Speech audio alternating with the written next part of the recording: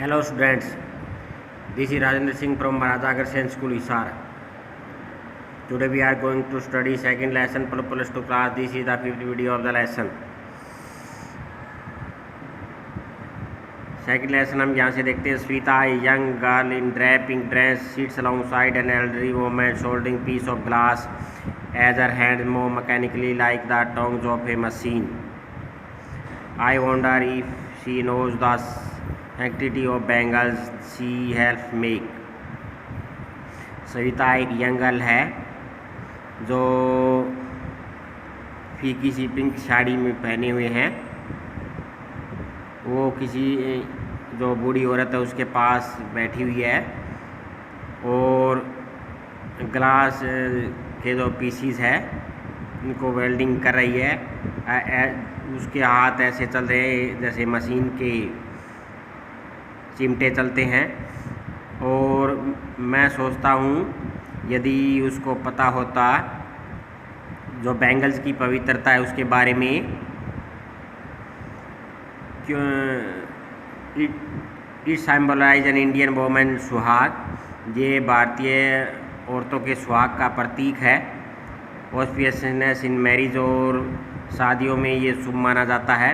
It will dawn on her suddenly one day when her head is draped with a red veil, her hands dyed red with henna, and red bangle rolled onto her wrist. और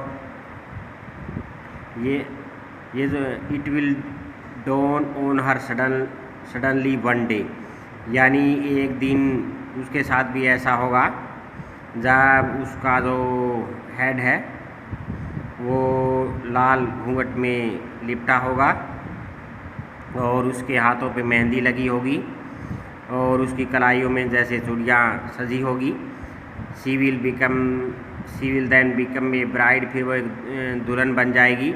like the old women beside her who became one many years अगो.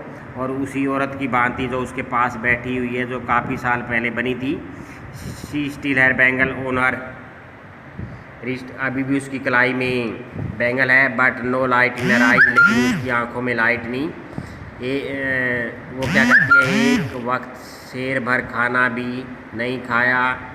वो कह रही कि कभी भी एक वक्त शेर भर खाना भी नहीं खाया. इन ए वॉइस ड्रेनेड ऑफ जॉय. एक ऐसी आवाज़ में जो खुशी से वंचित है. इस आवाज़ में वो ये बात कहती है. She has not enjoyed even one full meal in her entire lifetime. अपने पूरे लाइफ टाइम में उसने कभी भी एक बार भरपेट खाना नहीं खाया. That's what she has reaped. यानी यही उसने अभी तक काम किया है. Her husband, an old woman with a flowing beard, says I know nothing except bangle. और उसके हस्बैंड जो एक जैसे बिखरी हुई दाढ़ी है उनके, वो कहते हैं कि उन्होंने बैंगल के अलावा कुछ नहीं देखा. All I have done is make a house for the family to live in. और उसने एक ही काम किया है कि परिवार के लिए रहने के लिए घर बनाया है. Hearing him one wonder if he has achieved what many have failed in their life time. He has a roof over his head. और ये सुनकर कोई भी ये सोचेगा कि उसने कुछ तो अचीव किया अपने जीवन में जो दूसरों ने नहीं किया. कम से कम उसके सिर पे छत तो है. The cry of not having money to do anything except carry on the business of making bangle. Not even enough to eat rings in every home. कि इसकी चीख कि बैंगल का बिजनेस करने के अलावा उनके पास कुछ नहीं और खाने के लिए भी काफ़ी नहीं. हर घर में ये जैसे किलकारी गूंजती है. The young man echo the laminate of their Elder. वो जो नौजवान है वो अपने बूढ़ों के पे भी जैसे विलाप करते हैं. Little has mode with time. समय के साथ बहुत कम बदला है ऐसा लगता है. इन फिरोज़ाबाद यानी फिरोजाबाद में समय के साथ बहुत कम बदला है ऐसा लगता है। ये जो mind numbing toil have killed all initiative and ability to dream, और दिमाग को जैसे सुन करने वाली जो लेबर है उनसे जैसे उनमें कोई भी नई चीज़ की शुरुआत करने का या सफल लेने की एबिलिटी उनमें ख़त्म हो गई है। Why not organise yourself into an cooperative, तुम कोई संस्था क्यों नहीं बना लेते। I ask a group of young man who have fallen into the vicious circle of middle man. Narrator एक यंग मैन के ग्रुप से पूछता है कि तुम अपनी कोई ग्रुप क्यों नहीं बना लेते।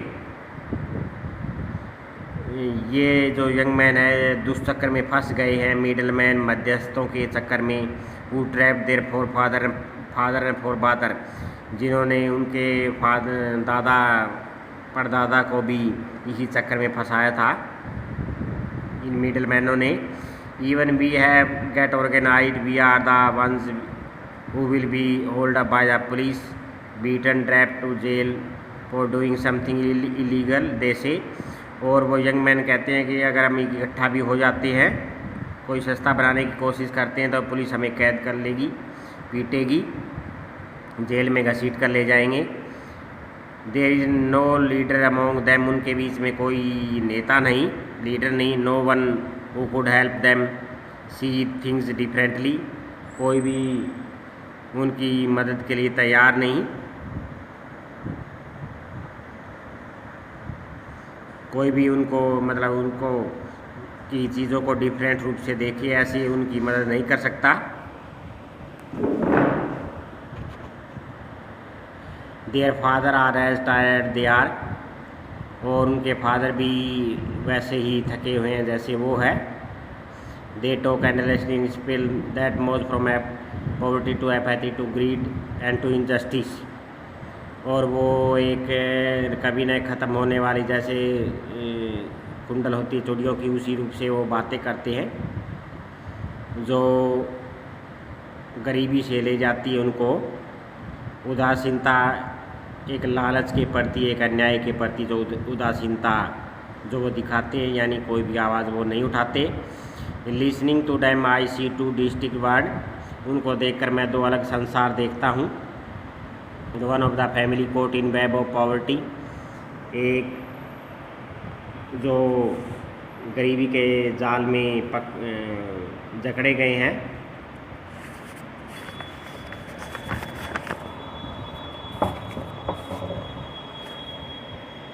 Burden by the steam of caste is they are born, और उनके ऊपर जैसे कलंक है कि जिससे यानी बैंगल मेकिंग कास्ट में वो पैदा हुए हैं।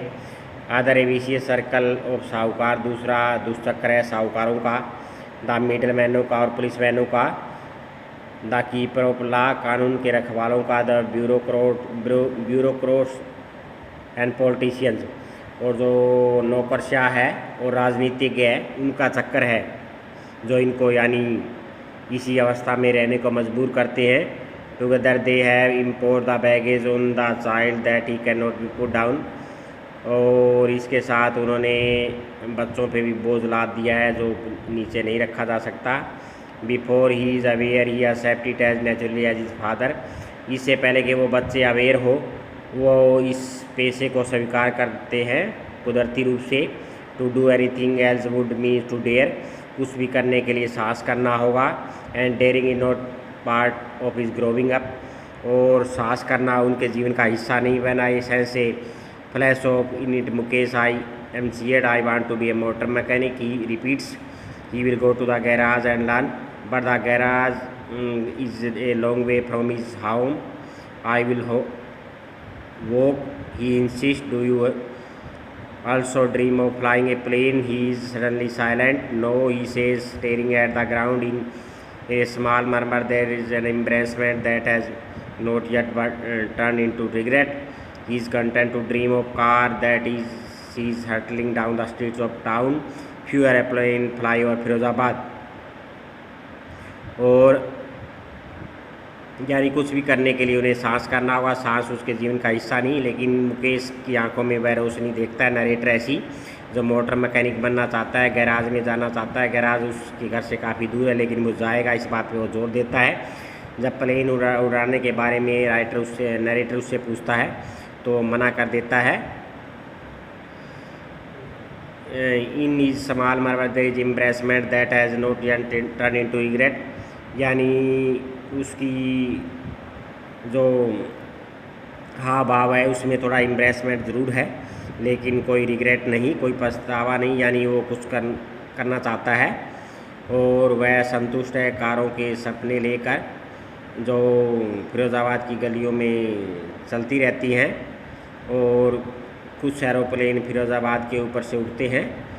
तो ये लेसन आपको यहाँ तक रीड करना है। थैंक्स।